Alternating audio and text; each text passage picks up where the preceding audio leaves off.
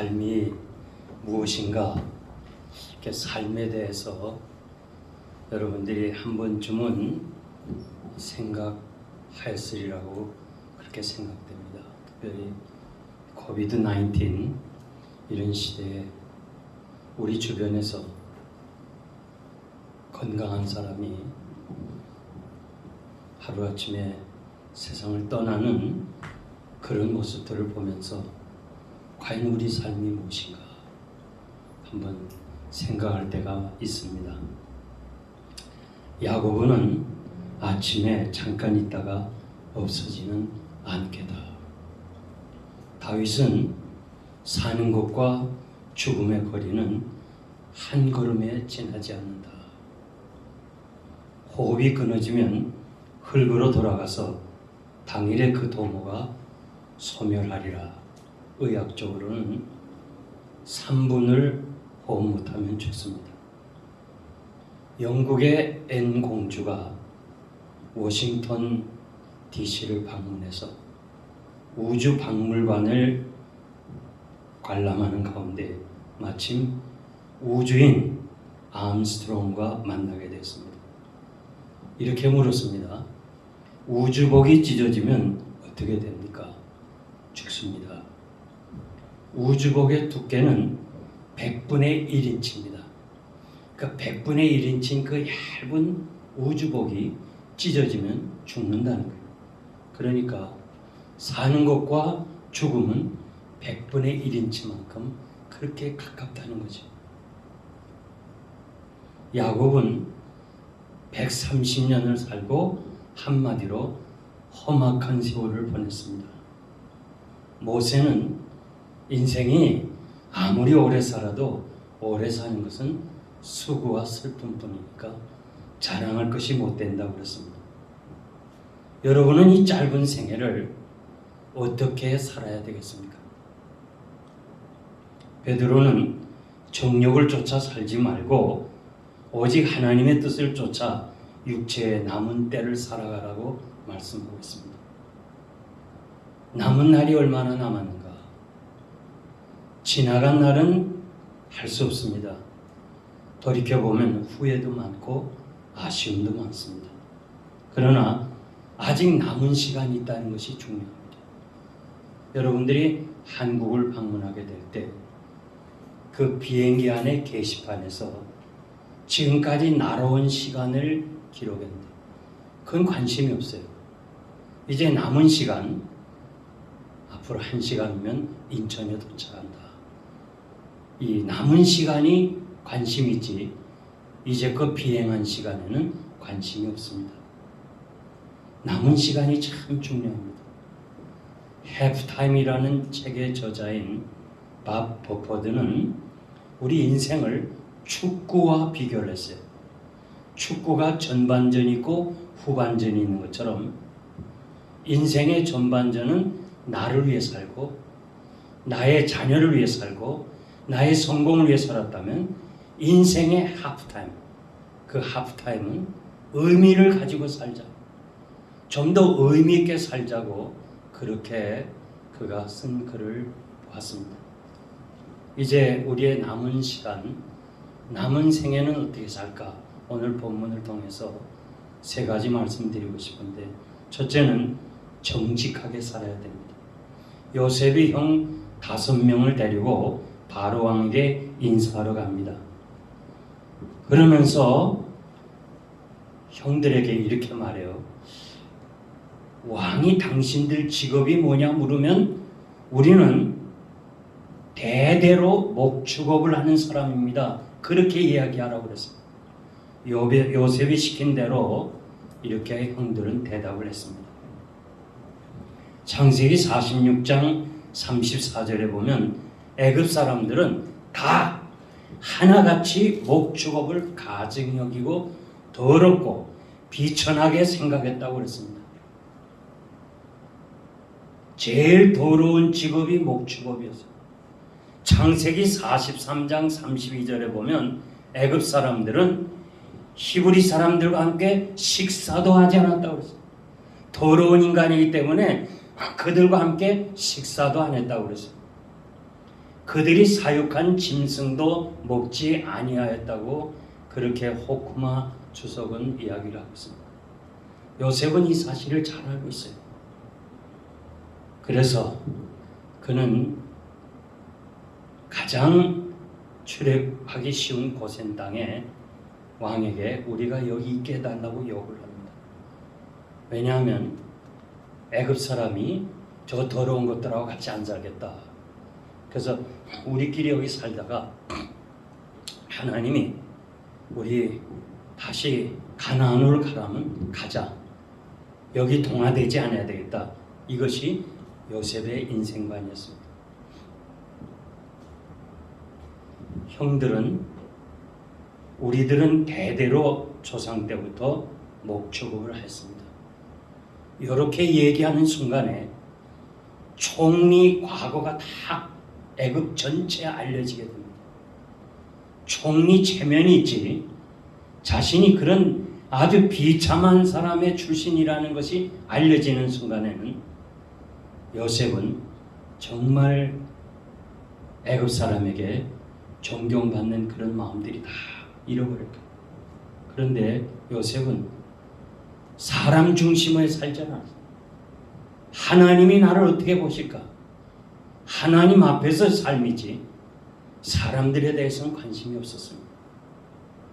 요즘 사람들은 지혜가 필요하고 아이디어가 있어야 되고 정보를 통해서 돈을 벌고 살아가지만 우리는 정직이 지혜보다 아이디어보다 더 낫다는 것을 알아야 돼.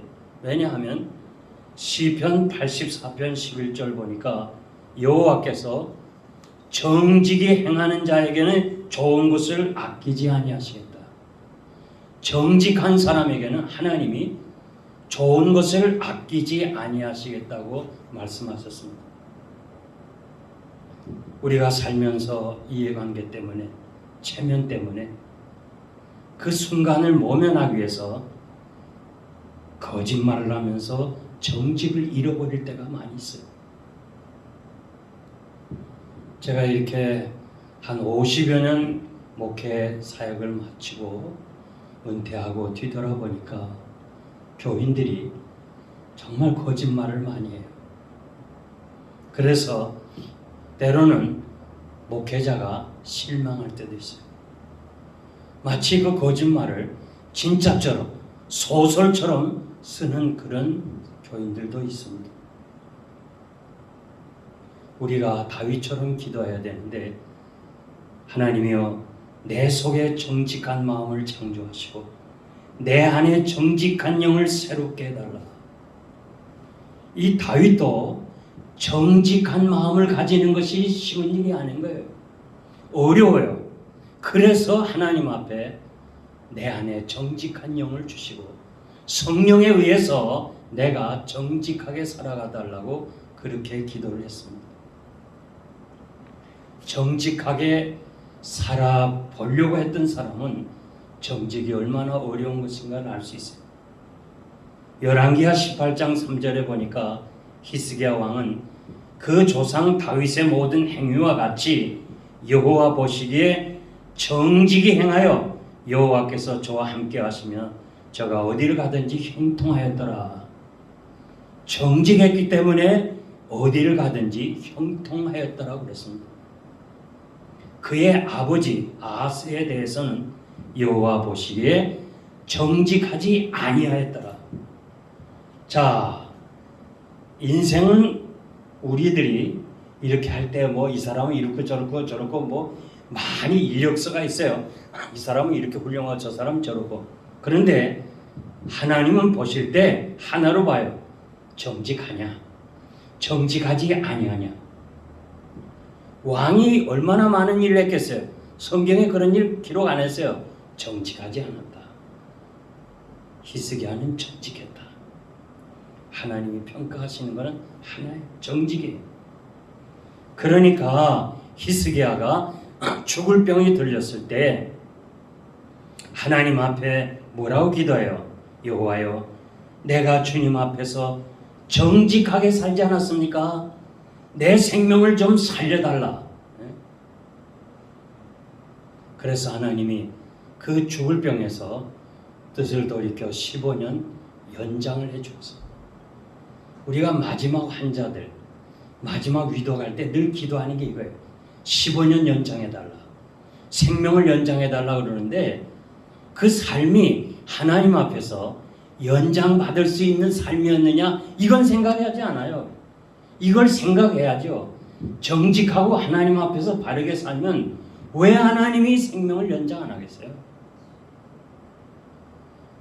우리가 지금 이 코비드-19 때문에 62만 명이라는 숫자가 미국에서 죽었어요. 62만 명. 여러분 이거 안 놀랍니까? 62만 명이. 정말 멀쩡한 사람들이 그냥 점심 같이 먹고 막 그렇게 건강하다는 자랑하는 사람이 며칠 후에 코로나로 병원에 입원했다고, 며칠 후엔 또 죽었다고 소식이 왔어요. 야, 오늘 아침도 제가 저 필리핀에 사는 제 친구 김유식 선교사가 또 이렇게 코로나로 필리핀에서 소천했다는 얘기를 들었어요. 참 마음 아파요. 언제 어느 때 무슨 일이 당할지 몰라요. 우리의 삶이 하나님 앞에서 바르게 살아야 돼요. 디모데전서 1장 19절 보니까 믿음과 착한 양심을 가지라. 어떤 이는 양심을 버렸고 믿음에 관하여는 파산하느니라. 착한 양심과 믿음은 동전의 양면성 같아요. 그러니까 믿음이 있다 하면서 거짓말을 하게 되면, 양심을 속이면 믿음도 자연히 없어진다. 동전의 양면성이니까. 우리가 거짓말하는 즉시로 그 믿음은 다 없어지는 거예요. 참 중요합니다. 제가 오래전에 휴스턴에 있는 어느 교회에 부흥회를 하는데 그 네 가족이 이렇게 헌금 시간에 찬양을 해요. 얼마나 은혜스러운지 몰라요. 얼른 보아서 초등학교 5학년, 중학교 한 2, 3학년 두 딸이에요. 너무 찬양이 은혜스러워서 끝나고 목사님, 이 미국에서 저렇게 청소년하고 같이 가족적으로 찬양을 할 수 있습니까? 저분은 어떤 분입니까? 저분은 명성교회 안수 집사님이었는데 IMF로 다 사업이 어려워서 무작정 휴스턴으로 와서 너무 목사님이 볼 때 신앙이 좋아서 교회에서 영주권을 신청해 줬어요. 이제 영주권을 인터뷰해야 되는데 국경 밖을 나가야 되거든요. 그래서 휴스턴이니까 멕시코로 나갔어요. 여기서 떨어지면 이제 한국으로 가야 돼요. 영사가 이제 영사관에 인터뷰하러 가는데 수석해준 변호사가 두 딸에게 이렇게 말해요. 만약에 영사가 너 미국서 공부한 적 있느냐 물으면 너라고 대답해. 나머지는 내가 다 알아서 할 테니까 무조건 너 하면 돼. 너 2년 동안 지금 공부했지만은 예스하고 대답 안 나는 넌 멕시코에서 미국 못 들어오고 한국으로 가야 돼. 꼭 기억하라고 그렇게 당부하는 거예요. 이 인터뷰할 때 거짓이 드러나면 안 되거든요. 그래서 네 식구가 계속 기도하는 거예요. 하나님, 그저 다른 건 질문 다 해도 그것만은 질문 안 하게 해달라. 계속 기도했는데 떨리는 마음으로 네 식구가 영사 앞에 앉았어요. 매사가 그렇듯이 영사가 들어오더니 그 초등학교 5학년 된 아이의 어깨를 치면서 첫 번째 질문이 너 미국에서 공부했지? 자, 얘가 지금 예스, 노를 대답해야 되는데 거짓말하지 않고 정직하게 예스 하는 날은 변호사가 너희 다시 미국에 못 들어오고 한국 가야 된다. 지금 철들은 아이가 미국이 좋거든요. 또 한국 가에 아무것도 없는 거 알아. 친구들한테 다 작별하고 다 미국 와고 이렇게 왔는데 이제 여기서 말 한마디 요거 때문에 다시 한국으로 가느냐 아니면 있어야 되느냐 변호사가 아주 누누하게 얘기한 얘기가 생각나요. 그렇다고 노하지 하니까, 공부 안 했다고 거짓말을 하니까 하나님 앞에서 이게 죄가 되는 거예요. 그래서 얘가 예수도 못하고 노도 못하고 울었어요. 야 울음을 언니가 왜 모르겠어요? 언니도 울었어. 두 아버지 어머니가 두 딸의 울음을 왜 모르겠어요? 그래서 부모도 우는 거예요. 지금 영사가 너 미국서 공부했지? 이 질문 앞에 온 식구가 통곡하는 거예요. 이 미국 사람들은요, 상대를 웃게 해야지 울리면 죄의식을 가져요. 그래서 이 영사가 어떻게 곤혹스러워서 뭐 어떻게 할 수가 없어. 질문 한 번 했다가 네 식구가 다 우니까. 그러더니 이 초등학교 5학년 된 아이가 예스 공부했습니다. 진실하게 정직하게 말했더니 영사가 오케이, 너같이 정직한 아이는 미국이 필요하다. 너 미국을 위해서 앞으로 많이 일해달라면서 그 자리에서 영주권 도장을 찍어줬다는. 저는 그 얘기 들으면서요, 야, 얼마나 하나님이 기뻐하실까. 하나님께서는 에레미야 7장 1절에 보니까 에레미야야 너 성전 문 앞에 서서 내게 예배하러 들어오는 자들에게 이렇게 말을 해다. 너의 길과 행위를 바르게 하고 들어오라. 그래야 내가 너희들의 예배를 받을 듯. 에레미야야 7장 16절 보니까 네가 백성을 위해서 기도하지 마라. 네가 아무리 부르짖어도 저들의 행위가 거짓으로 행하니까 내가 네 기도를 듣지 아니하겠다고 그랬어요. 하나님이 아브라함에게 아브라함아 너는 내 앞에서 진실하라. 내 앞에서 정직하라. 그리하면 내가 내 뒤에서 전능자가 되어줄 것이라. 여러분, 우리는 하나님의 면전에서 살아야 돼요. 아무리 어렵고 위기가 오고 실패가 오고 나의 모든 것을 잃어버린다 할지라도 하나님 앞에서 진실하게 정직하게 대답만 하면 내 뒤에서 하나님이 전능자가 돼서 모든 것을 다 해결해 주시겠다고 그랬어요.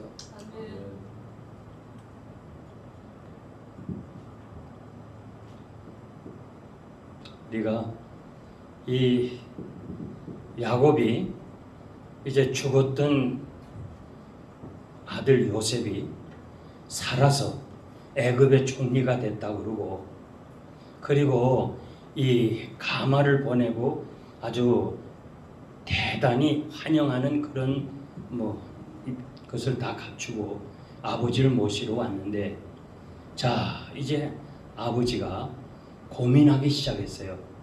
정말 한시라도 가서 죽은 줄 알았던 요셉을 만나고 싶지만은, 그러나 여기는 하나님이 축복하고 우리 조상에게 물려준 약속의 땅인데 내 좋다고 그냥 애굽으로 이민을 가야 되나? 아니면 여기가 기근이 있고 어려워도 하나님이 주신 땅에 여기 있어야 되나? 가야 되나? 안 가야 되나? 아마 여러분들이 미국을 선택할 때 그런 고민을 했을 거예요.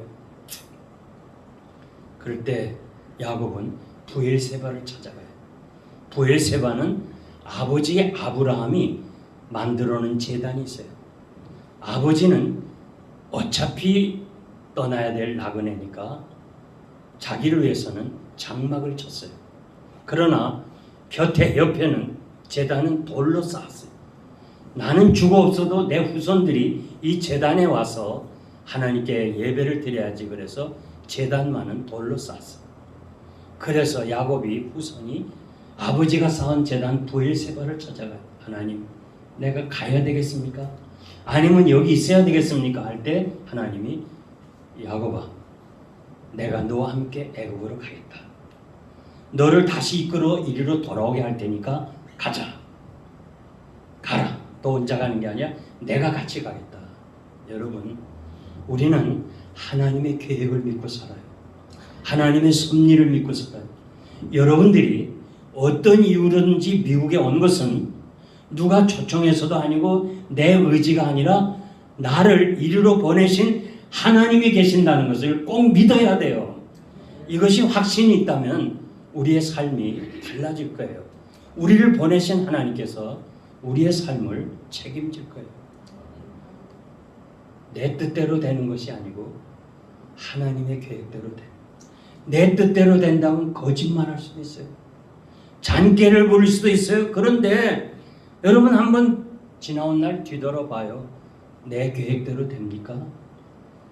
저도 80년에 미국을 오면서 5년 공부하고 한국의 큰 교회 목사님이 자네가 여기 갔다 와서 이 교회를 맡아달라. 그래서 제가 그 약속도 하고 이렇게 미국 유학을 왔는데 벌써 40년을 넘게 살고 있어요. 여러분, 우리가 세상에 살면서요, 내 뜻대로 안 됐으면 그건 하나님의 뜻대로 된 거예요. 그래서 우리 범사에 하나님께 감사하시기를 바랍니다. 성경에 보면 아미떼 아들 요나에게 임하니라. 하나님의 말씀은 임하니라는 게 말해요. 임하니라. 모세에게 임하니라. 학계에게 임하니라. 임한다는 말씀이 많은데 요거는 하나님의 절대 주권을 의미하고 있어요. 그러므로 우리는 매맞고 순종하거나 혹은 잃어버리고 순종하지 말고 말씀대로 여러분들이 정직하게 살아가길 바라요. 네덜란드 사람 하멜이 17세기 조선에 표류하여 13년 동안 살다가 네덜란드로 돌아가서 조선에 대한 책을 기록한 걸 여러분 하멜 표류기라고 그래요. 그 하멜 표류기에 보면 이 하멜이 13년 동안 한국에 살면서 한국 사람을 어떻게 표현하는가 하니 한국 사람들은 거짓말을 잘한다. 그렇게 기록해요. 거짓말을 잘한다. 제가요 목회하고 끝나고서 저도 얘기할 수 있는 게 어쩌면 교인이 그렇게 거짓말을 잘해요. 예수 믿는다는 사람, 하나님께 예배드린다는 사람이 거짓말을 잘해요. 내가 주께 구하겠으니 내가 죽기 전에 헛된 것과 거짓말을 내게서 멀리해 주십시오. 이런 기도 제목이 여러분의 있기를 바랍니다. 두 번째는 나그네로 살아야 돼요. 요셉이 아버지 야곱을 바로왕 앞에 인사하는데 왕이 당신 나이 몇이야? 그러면 130세입니다 하면 되는데 내 나그네 길의 세월이 130년입니다. 우리 조상의 나그네 길에는 미치지 못했으나 험악한 세월을 보냈습니다. 나이를 묻는 질문 앞에 두 번이나 나그네라는 말을 고백했습니다. 이건 유행가 개념, 가사 나오는 그런 개념이 아니고 불신자 앞에서 분명한 신앙을 고백했어요. 히브리서 11장 13절 이하에 보니까 믿음으로 산 사람들은 세상이 감당할 수 없는 아벨에서부터 시작하여 사라까지 이 사람들은 믿음을 따라 살았으며 믿음을 따라 죽었는데 저들은 이 땅에서 외국인이요 나그네로라는 사실을 증거하면서 살았다고 그랬어요. 그러니까 믿음으로 산 사람들은 전부 이 땅에서 나그네로 살았다는 거예요. 사람이 진정 예수 그리스도를 영접하고 하나님의 자녀가 되면 내세 신앙이 분명하면 부활 신앙을 가지게 되면 이제까지와는 다른 세상을 살아야 돼요. 주요 관심사가 이 세상이 아니고 다가오는 하나님의 나라가 우리가 가야 할 본향입니다. 오늘 여러분 사도신경을 고백했어요. 영원히 사는 것을 믿어. 사도신경 오늘 고백했는데 육신은 영원히 못 살아요. 육신은 영원히 못 살아요. 육신은 잠깐이고 영혼은 영원히 살아요. 영혼은 죽지 않아요. 육신이 죽는 거지 영혼이 죽지 않아요. 주님은 부활에 대해서 말씀하시면서 하나님은 아브라함의 하나님이 이삭의 하나님, 야곱의 하나님, 산자의 하나님이라고 산자의 하나님. 예수님 당시에 아브라함 죽었어요. 이삭도 죽었어요. 야곱도 죽었어요. 이건 완전히 상식이에요. 그런데 그들의 상식을 깨뜨리고 살아있다는 거예요. 죽었다는 게 아니에요. 다 하나님 나라에 있다는 거예요. 여러분, 육신은요 아무것도 아니에요. 육신은 나이가 들고 병들면 떠나야 되는 거예요. 저희 어머니가 저를 업고서 38선을 5번 넘었어요. 한 번 넘다가 죽으면 인민군에 잡히면 총살입니다. 그 무서운 38선을 5번이나 넘었어요. 그래서 제가요 소름이 끼쳐가지고 그것도 38선 넘어서 황해도가 아니라 평안북도 신우지까지. 어머니 왜 그렇게 무서운 38선을 5번이나 나를 업고 넘었었어요? 그러니까 피난 와보니 날은 춥고 덥고 잘 이불은 없고 그 이불 가지러 갔지. 야, 아무도 안 놀래네 여러분. 아무도 안 놀래. 예. 세상에 이불을 가지러 38선을 넘었어요. 우리 어머니. 대단한 분이에요. 제가 피난살이 대구에 했는데요. 우리는요 그 대구 능금 사과 많잖아요. 그 사과를 이렇게 줄에, 여기 나이 드신 분 알 거예요. 젊은 사람 잘 몰라요. 이렇게 줄에 이렇게 사과를 껴요. 우린 그걸 껴요. 우리 어머니는 나가서 팔아요. 여기다가. 근데 많은 사람이요 이 기차역에 도착하면 밖에서만 팔아요. 이렇게 밖에서. 근데 우리 어머니는 이북 사람이거든. 38선을 5번 넘은 사람이라서 안으로 들어가요. 그럼 많이 팔아요. 여기도 팔고 저기도 팔고 팔다 보니까 이 기차 떠나는 거 모르잖아. 돈 받아야 돼. 달리는 기차에 뛰어내려요. 대단한 거지. 대단한. 이야, 정말 내가 봐도 대단한 거. 그런데 이 어머니가 81세에 이렇게 하나님 앞에 가셨는데 79세 자고 나르더니 하룻밤 사이에 절반을 못 쓰는 거예요. 그러면서 남의 도움을 받고 사는 거예요. 그래서 내가요 하도 실망하고 이해가 안 돼서 어머니는 달리는 기차에서 뛰어내는 사람이 어떻게 이렇게 남의 도움을 받고 살아야 됩니까? 여러분, 육신은 아무것도 아니에요. 아무것도. 우리 예수 믿는 사람들이요 하나님 앞에 가야 될 사람들이요 이 영혼에 대해서는 그렇게 각이 없어요. 영혼에 대해서, 영적 기근에 대해서는 관심 없어요. 육신에 대해서는 관심이 너무 많아요. 영적으로 지금 메말라 있는데도 그거 죽어가는데도 그거 몰라요. 그냥 육신의 쾌락만 위해 살아. 이게 믿는 사람의 자세예요. 지금 에베소서 2장 10절 보니까 우리는 하나님이 만드신 바라 예수 그리스도 안에서 선한 일을 위하여 지으심을 받았다. 하나님이 우리를 만드셨다. 이 단어가 작품이라는 말이에요. 작품.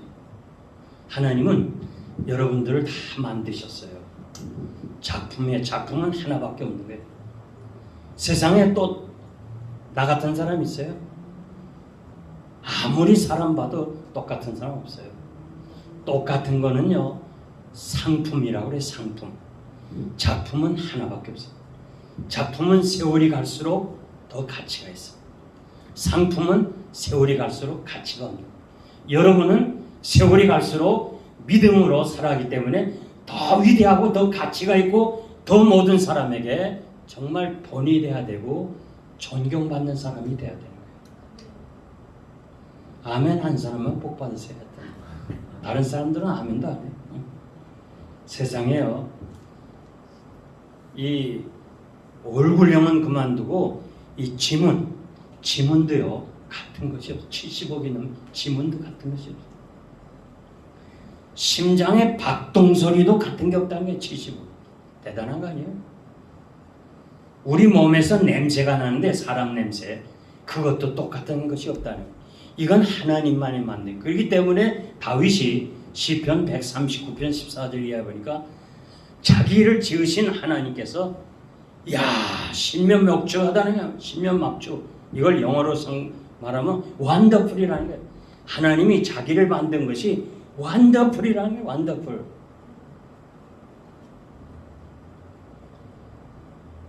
여러분 오늘 교회 오기 전에 거울 보고 왔죠? 네. 반주자도 거울 보고 오셨죠? 네, 반주하느라고 수고하셨는데 거울 보면서 나 완더풀 그렇게 해본 적 있어요.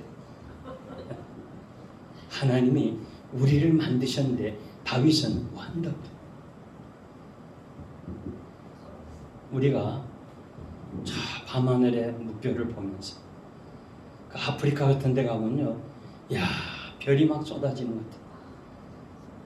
밤하늘의 무별을 보면서 야 아름답다.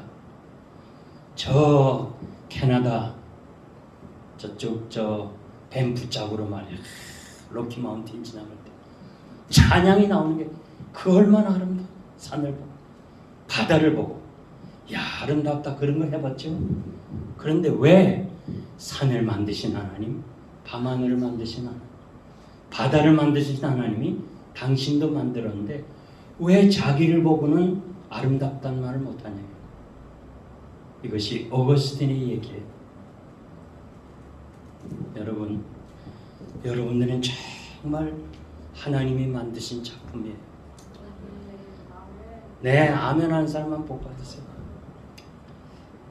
켈럼 여론조사가 당신은 지금 외모에 만족하냐 할 때 남자가 28%, 여자가 13%, 만약에 바꿀 수 있는 기회가 오면 바꾸겠느냐? 남자는 94%, 여자는 99%를 바꾸고 있다.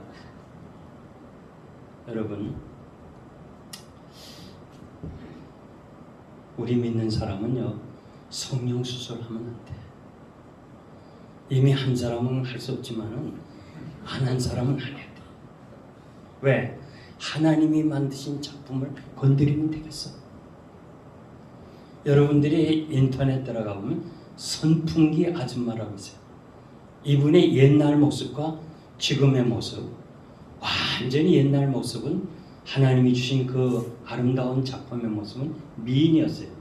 근데 이분이 조금씩 얼굴을 건드리다가 20번 이상 성령에서 괴물이 됐어요.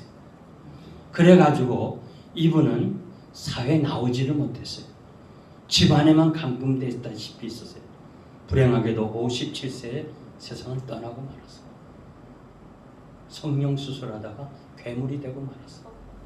여러분 007 영화 본 사람 본드걸 출신 브렛 에글레드, 이분이 뭐라고 요즘 얘기했는가 하니, 이게 2021년 6월 6일에 그 신문에 난 기사를 보니까 자기가 성령 수술해서 내 인생을 망쳤다고 그랬어요. 78세 얼굴 보니까 성령했던 사람이요, 나이가 들면 이게 완전히 이상해지는 거예요. 자연적으로는 사람들이 이렇게 곱게 늙지만 얼굴 만지고 성령 수술하면 아주 이상하게 돼서 이 사람이 후회를 했어요. 그러면서 뭐라고 했는 거 아니? 헐리우드에 후회하는 사람 많다고 그랬어요. 그러니까 여러분 절대 성령 수술하지 마. 얼굴 고치려고 하지 마. 하나님 앞에 갈 때 하나님이 만드신 작품 그대로 가지고 가야지. 아멘. 아무도 없군요.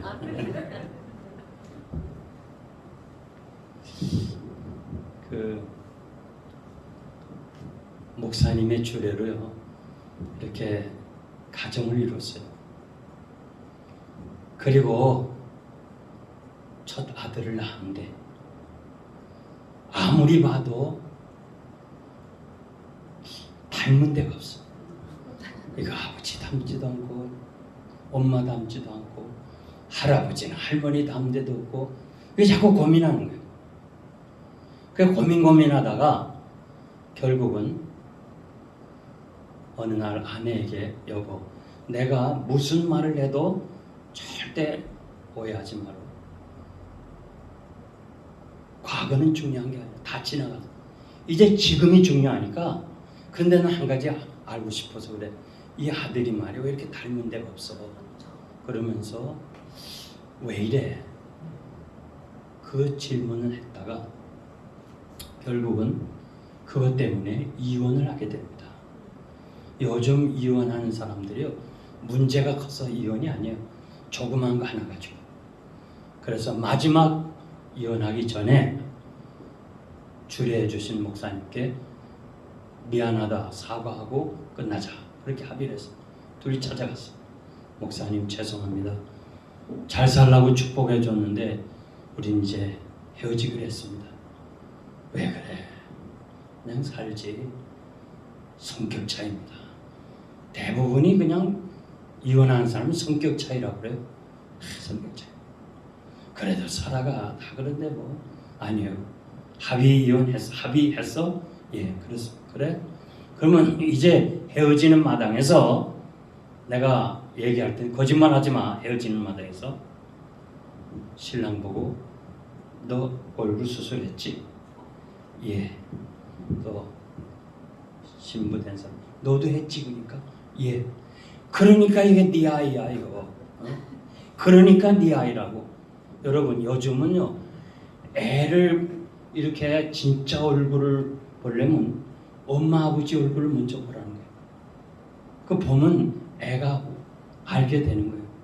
그래서 다시 이혼하려다가 다시 함께 살게 됐다는 그 글 쓴 목사님의 얘기를 제가 읽어봤어요.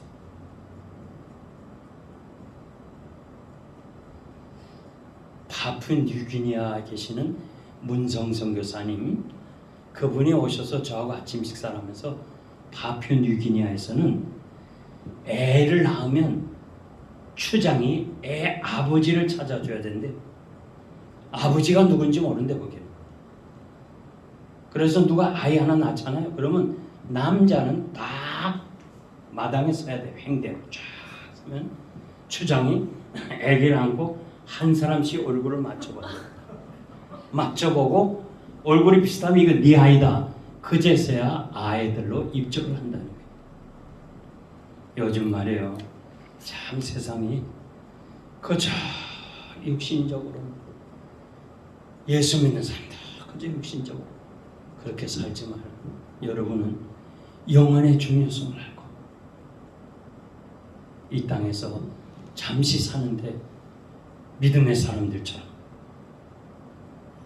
하나님의 나라를 바라보고 나그네의 의식을 가지고 우리 하나님이 언제라도 오라 하면 지금입니까? 가겠습니다 하고 나그네로 살아가는 지혜로운 여러분 되시길 바랍니다.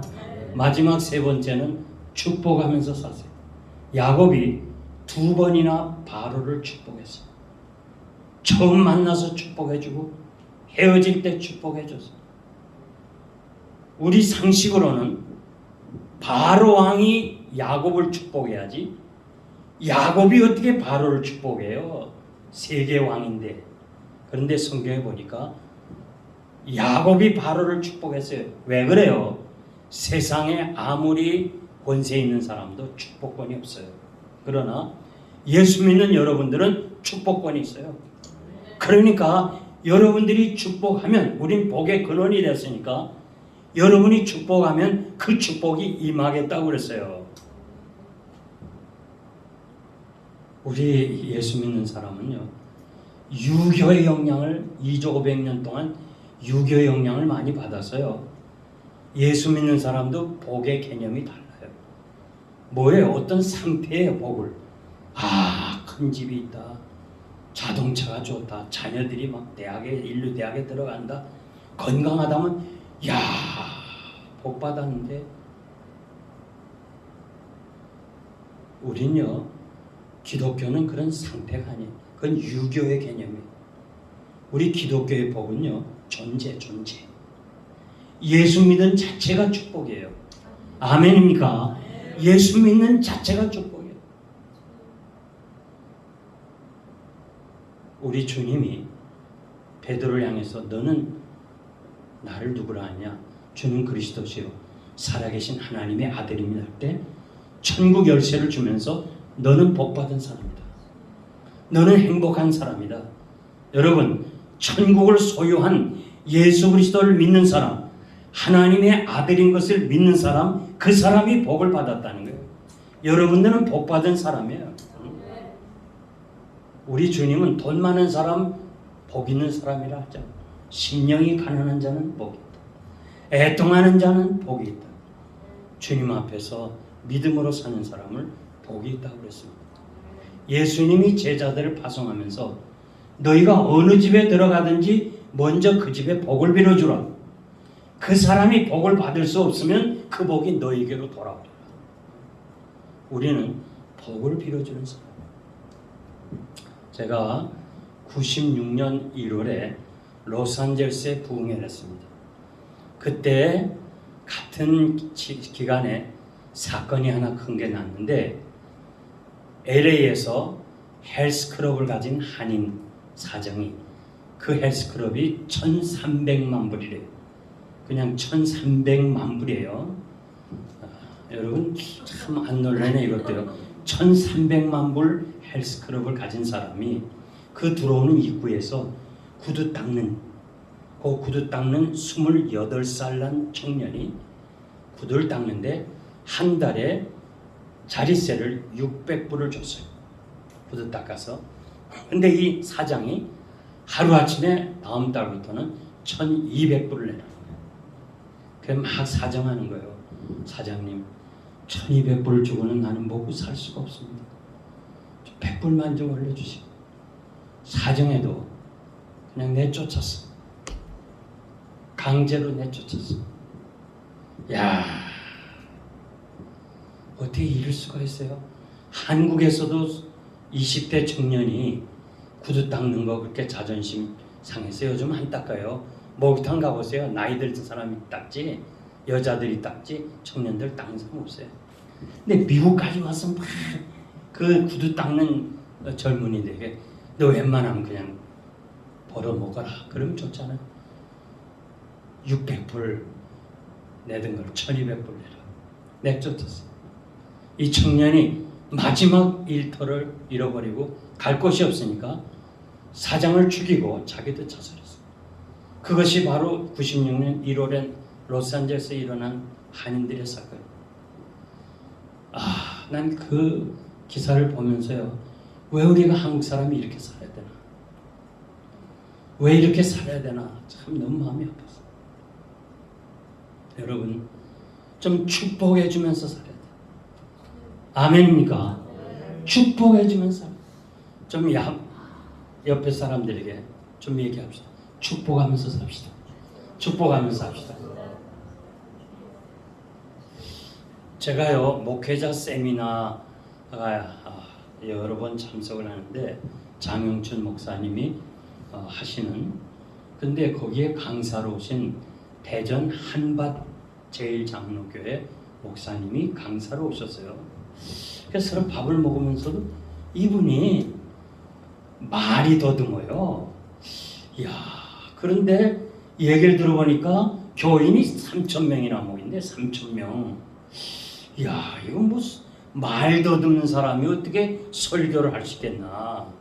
거기다가 3,000명이나 모인다. 이게 제가 궁금한 거예요. 그래서 그 뭐 밥 먹다가 뭐 그렇게 어떻게 해서 그러냐고 물어볼 수도 없고 그냥 속으로 이상한데 어떻게 말 더듬해서 설교해갖고 교인들이 올까 그러면서 그냥 궁금한 적이 있었는데 이분이 강사가 돼서 이제 강단에서 얘기를 할 때 들어보니까 자기가 30평 작은 교회에 교인이 한 7, 80명밖에 안 된대요. 그런데 자꾸 큰 교회가 대전에 있는 큰 교회들이 그 30명도 안 되는 교회를 자꾸 뺏어가더래 이렇게. 그래갖고 화가 나서 말이야. 분이 나가지고 막 욕설을 또 하고 막 자기가 그랬대. 저주까지 하고 말이야. 그런데 자기가 새벽기도 하려니까 하나님의 음성이 들리더래. 야, 너 왜 이렇게 저주하니? 너 저주 권한이 있어? 축복밖에 없잖아. 축복을 해줘. 왜 이렇게 자꾸 목사를 욕하고 그래? 큰 교회. 그런 음성이 들어서 자기가 회개했대. 그날부터 회개하고 다음에 축복하기 시작했대. 하나님 저 교회를 축복해줘. 우리 교회는 없어도 됩니다. 그냥 다 끌고 가도 됩니다. 계속 축복만 했더니 글쎄 그냥 하나님이 축복하셔서 자기 교회가 3,000명이나 됐다는 거예요. 그러면서 하는 말이 축복도 씨앗이라는 거예요. 야, 참 기가 막히더라고. 난 축복이 씨앗인 건 또 그때 알았어요.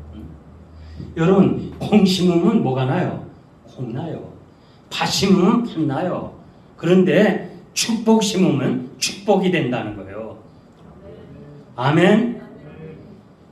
자, 하나 이해를 돕기 위해서 한번 얘기해 볼게요. 2006년 월드컵 경기에 프랑스와 이태리가 경기했는데 프랑스의 대표 선수하면 지네딘 지단이에요. 지단이 대표 선수예요. 근데 경기 종료 10분을 남기고 지단이 이태리 선수 마테라치를 헤딩을 해버렸어요. 그래가지고 그냥 그 현장에서 그 축구 경기장에서 이 박치기를 하는 바람에 마테리치가 그대로 쓰러져 버렸어요. 그러니까 이 지단이 프랑스에서 최고의 축구 선수였는데 18년 동안 프랑스와 이 축구를 좋아하는 사람에게 아주 인기가 많은데 그 한 번의 헤딩 박치기에서 그 자리에서 상대를 쓰러뜨린 것 때문에 결국 축구 선수로서 다 잃어버렸어요. 명예를 다 잃어버렸어요. 그리고는 아무 대답이 없는 거예요. 그래서 저도 궁금했어요. 야, 그 왜 박치기를 했는가? 그걸 좀 한번 얘기했으면 좋겠는데 그런 말 없어요. 그러다가 어느 날 이 사람이 기자회견을 했어. 사실은 마테리치가 계속해서 우리 엄마 누이를 욕을 했다는 거예요. 심지어 경기하면서도 자기가 공을 마주치면서도 엄마와 누이를 욕을 했다는 거예요. 그래서 참지 못하고 헤딩을 했다는 거예요. 그 얘기가 기자회견을 통해서 전 세계가 퍼지면서요. 지단 한 사람이 마테리치 헤딩해서 쓰러뜨린 것을 욕을 했는데 한 사람이 욕을 했는데요. 이제는 전 세계가 마테라치에게 그냥 지단이 이렇게 된 것이 마테라치가 때문에 됐다는 걸 알고서 마테라치를 막 그냥 욕을 한 거예요. 그러니까 자기는 한 사람 지단에게 욕을 했는데 전 세계 수십만 명이 그냥 마테라치를 욕을 해서 끝나고 말아서 그 사람들. 제가 왜 말씀드리고 하니 축복도 씨앗이고 저주도 씨앗이라. 그러니까 내가 자꾸 축복하면 그 축복의 열매를 내가 받고 저주하면 그 저주가 내게로 온다는 거예요. 그러니까 절대 여러분 저주하지 마라. 욕하지 마라. 악어와 이 사자가요. 이렇게 우리가 보면은 사자, 고양이과에 속한 그 짐승은요. 맥시멈 25년을 살아요. 왜? 해부해 보니까 화를 많이 냈어요. 그 사자, 표범, 호랑이 다 25년은 끝나요. 근데 악어는요. 해부해 보니까 화를 덜 내. 화 잘 안 내. 악어 화나는 거 본 적 있어요? 악어 화나는 거. 응하는 거 본 적 있어요? 거의 자여자. 그래서 악어를 해부해 보니까 속에 화난 반응이 적은 거예요. 악어는 어떻게 사느냐? 미니멈 최하가 25년서부터 30년, 50년 계속 오래 산다는 거예요. 화내면 수명이 짧아져요. 남자가 여자보다 7년에서 9년을 먼저 가요. 9년. 여기도 대충 보면 할머니들 계신데 할아버지는 안 계시잖아요. 미리 가요. 왜? 화를 너무 많이 내서. 화내지 마요. 저 사파리는 그 야생 동물이 사는 데인데요. 거기 가보니까 사자들 얼마를 사느냐? 15년밖에 못 살아. 25년 살 사자가 10년을 까먹어요. 왜 까먹냐? 아침 식사를 하기 위해서 열받아야 돼. 야, 그냥 우리 동물의 세계에서 뭐 이렇게 보면 금방 사자가 막 잡아먹는 거 있죠? 노루도 잡아먹고 막 잡죠? 뭐 얼룩말도 잡죠? 그거는 기자들이요. 한 달 혹은 오랫동안 그걸 맞추고 있다가 하나 찍은 거지. 진짜 아침 식사 못해요. 굶을 때가 많아요. 그런데 그 아침 식사를 잡았는데 먹으려니까 독수리떼가 날라와요. 또 그 개 같은 거 있잖아요. 그것들이 막 달라. 그러니까 잡으려고 열받았죠. 잡은 것을 간직하려고 열받죠. 10년을 떼어먹고 15년이 맥시멈이에요. 사파리에 사는. 그러나 동물원에 사는 사자는요 25년 산대요. 왜? 아침이면 아침 주지, 점심 주지, 자기 거 뺏어 먹을 사람 없지. 그러니까 열을 덜 받아, 화를 덜 내. 그러니까 25년 산다. 여러분 화내지 말아요. 한번 따라합시다. 화내지 말자. 화내지 말자. 축복하면서 사세요. 그래서 여러분은 축복하면서 남은 생애를 사시기를 바랍니다. 이제 제가 말씀을 맺겠습니다. 제가 참 할 말이 많지만은 40년 이상 50년 목회한 사람이 얼마나 많겠어요. 그런데 또 길게 하면 다음에 오지 말라 그럴까봐 그냥 제가 여기서 결론을 내리는데요. 저는 전도사 시절에 우리 담임 목사님인 정문호 목사님이 이 전도사는 입관 예배를 주관하라, 부목사는 하관 예배, 자신은 교회에서 발인 예배를 했어요. 그러니까 누가 임종이 온다 하면 제가 가야 돼요. 그리고 또 돌아가셨다면 제가 옷을 입혀야 돼요. 그거를 전도사 때부터 배워가지고 담임 목사가 돼서 그 일을 다 했어요. 근데 여기서는 그거를 할 수가 없어서 미국에 와서는 임종 환자가 있다면 옆에 제가 지켜서 앉아 있어요. 같이 있어줘야 돼. 내가 자리를 비면 우리 부목사고 와서 앉아 있어요. 그렇게 해서 교육자들 있는 데서 하나님 앞에 가게 하는 거예요. 그런데 제가 한 가지 궁금한 게 있었어요. 돌아가시면서 인상을 써요. 인상. 말은 못해요. 눈도 못 떠요. 근데 인상을 써요. 그래서 내가 집사님 어디 아파요? 말도 안 해. 말도 못해요. 하고 싶어도. 유일하게 귀만 들리지 다른 건 다 끊어져요.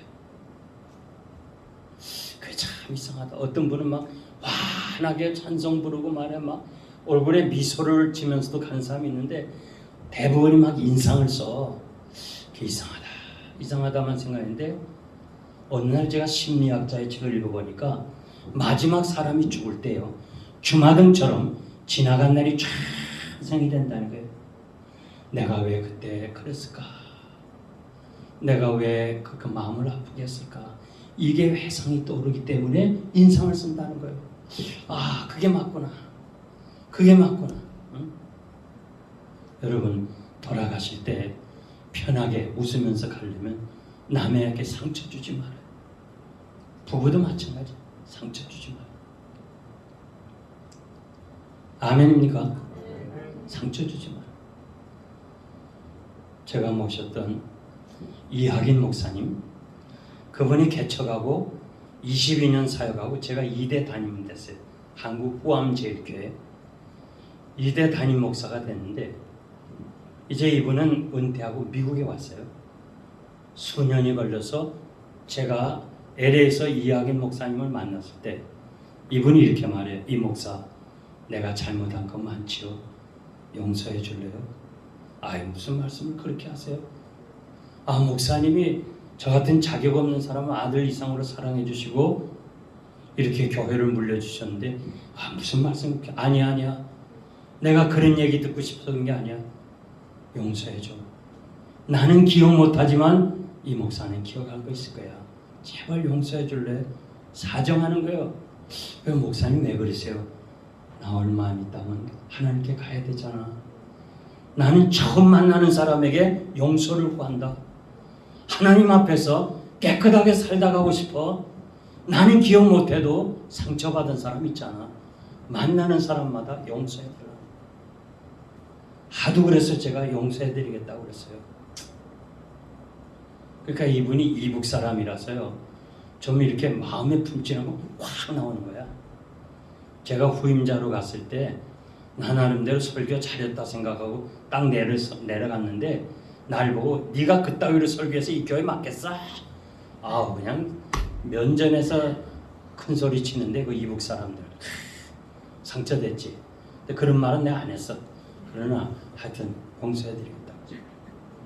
이분은 104살까지 사셨어요. 104살까지 전혀 치매 현상도 없고 아들이 저 사위 집에 있었는데 사위랑 딸이 교회 갔다 오니까 아버지가 침대 밑에 내려와서 무릎 꿇고 손 먹고 기도하고 있었어요. 아버님 지금까지 기도하세요. 그리고 대답이 없어. 그분은 세상을 떠났어. 기도하다가 세상을 떠났어. 그래서 제가 거기 가서 장례를 집례했어요. 제가 너무너무 은혜를 받았어요. 이렇게 깨끗하게 살고 싶다, 살고 가겠다는 사람에게 하나님이 장수의 복도 주셨어요. 여러분 절대 남에게 상처 주지 마라. 제가 사역할 때 최영 선교사가 저희 강단에서 와서 얘기하는 것이, 여러분 그 집시들 있잖아요. 집시 선교를 제가 오랫동안 10여 년 이상을 했는데, 집시들은요 꼭 여기 미국 사는 흑인과 같아요. 이들은요 내일이 없어요. 그래서 이 최영성 교사님이 한국 갔다 오면서 농구화 좋은 걸 하나 사다 줬어. 신으라고. 신발도 꿰맸지 않아요. 근데 이거를 일불에 팔아먹었어. 그러니까 한국서 그렇게 멀리서 사가지고 와서 신으라는데 안 신고 일불에 팔아먹어. 지금 당장 에서처럼 먹는 게 중요하지 내일은 상관없는 사람이 집시예요. 집시 정말 지독한 사람들이에요.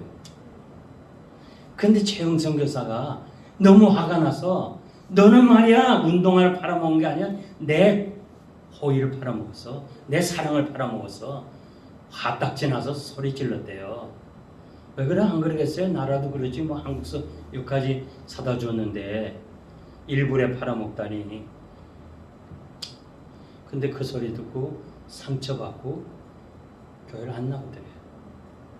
그러더니 한 주일 만에 그 멀쩡한 사람이 세상을 떠났고, 제가 막 이 사람이 강대상에서 울잖아요. 최영성 교사가 그까지 농구화가 뭔데 그냥 그것 때문에 화를 내서 그 사람이 교회를 떠나고 하나님 앞에 그냥 가버렸다니까. 너무너무 죄송스럽다는. 그래서 제가 그 울면서 말씀 전하는 게 지금도 마음에 새겨서, 그래 난 앞으로도 한 사람이라도 상처 주지 않고 살겠다.